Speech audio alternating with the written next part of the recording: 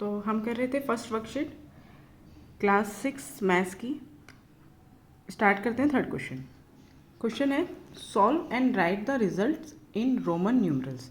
तो पहले हमें इन्हें सॉल्व करना है और जो भी रिजल्ट आएगा उसको रोमन में लिखना है। ठीक है, तो देखो 32 + 67 इनको ऐड करना है। 32 और 67 को ऐड करके आ गया 99। अब इसको हम रोमन में लिखेंगे तो 99 को हम एक्सपेंडेड फॉर्म यानी कि स्प्लिट कर लेते हैं 90 + 9 में, राइट। अब 90 का सिंबल क्या होता है रोमन में? 90 होता है 100 से बनता है। सी बनाया हमने 100 और 100 में से 10 माइनस करना है तो इसको लेफ्ट साइड रखेंगे। तो ये हो गया 90 और 9 के लिए 10 बनाएंगे और 10 में से 1 माइनस करेंगे। 1 माइनस करेंगे तो हम आई को लेफ्ट साइड रखेंगे। Just a minute.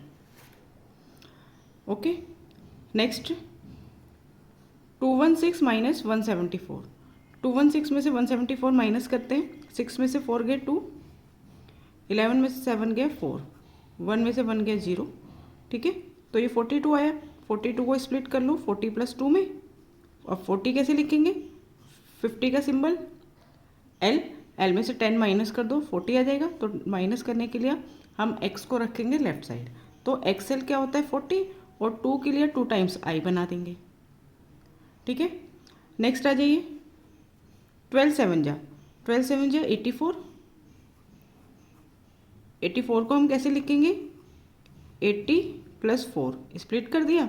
अब 80 के लिए पहले हम बनाएंगे 50 एल एक्स, ये कितना हो गया 60, अगेन एक्स 70, अगेन एक्स 80। अब फिर क्या लिखेंगे 4। 4 कैसे लिखेंगे? 4 का सिंबल होता है IV। ठीक है, अब नेक्स्ट है 3645 को हमें डिवाइड करना है 45 से। तो यहाँ पे हम डिवाइड कर लेते हैं पहले 45 से 3645। अब जो ये डिविडेंट है और ये डिविज़र है तो 45 दो अगर डिजिट देखें तो 2 डिजिट क्या है छोटे हैं ना डिविज़र से, तो हम 3 डिजिट लिख चलाएंगे।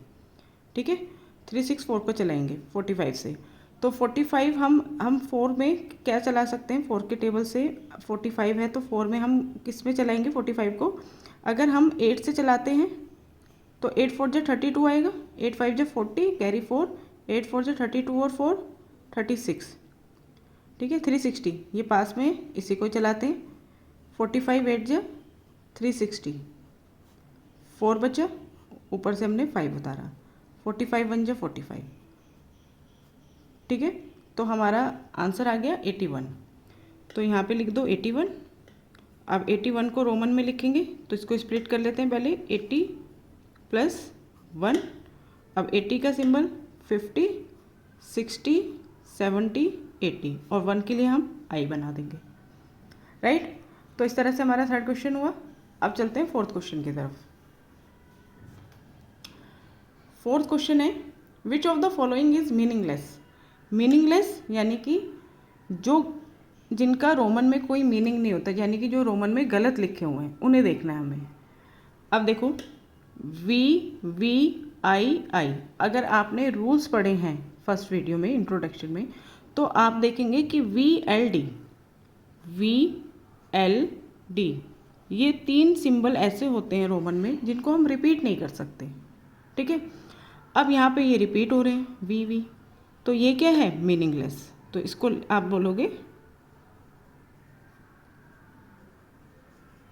मीनिंगलेस। ठीक है, इस पे आ जाओ एक्सेल। एक्सेल क्या होता है? 40 का सिंबल है और I 1, तो 40 + 1 41, यानी कि ये मीनिंगफुल है, ये गलत नहीं है।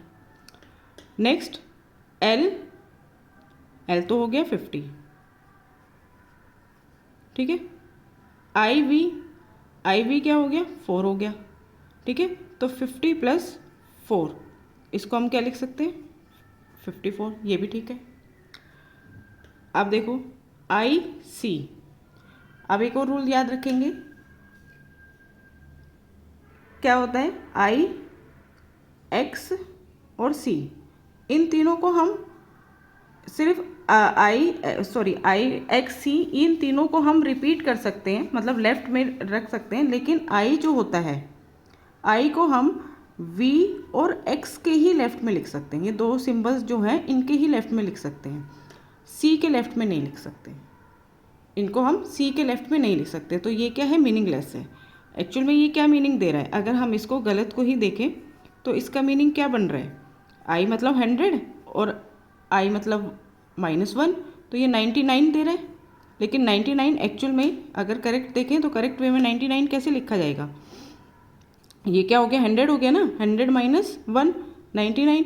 लेकिन करेक्ट वे क्या होता है 99 लिखने का, पहले हम 90 लिखते हैं x से और फिर 9 लिखते हैं। 9 कैसे लिखते हैं, ix। ठीक है, तो करेक्ट वे ये है। ओके, नेक्स्ट आओ LIL। L तो 50, ये तो ठीक है, लेकिन IL ये गलत है, क्योंकि मैंने अभी आपको बताया कि I जो है वो कहाँ कहाँ लेफ्ट साइड आएगा, उसे हम किस किस में से माइनस कर सकते हैं, ओनली V और X में से माइनस कर सकते हैं। तो यानी हम I को L के लेफ्ट में नहीं लिख सकते, तो ये भी क्या है, मीनिंगलेस है। इसको भी आप मीनिंगलेस कहेंगे। नेक्स्ट देखिए, C के लेफ्ट में लिखा है IV, यानी IV क्या होता है, 4 होता है ना, तो इसको भी हमने पढ़ा है कि 4 हम लेफ्ट में नहीं लिख सकते। इसको, ये भी क्या है, मीनिंगलेस है।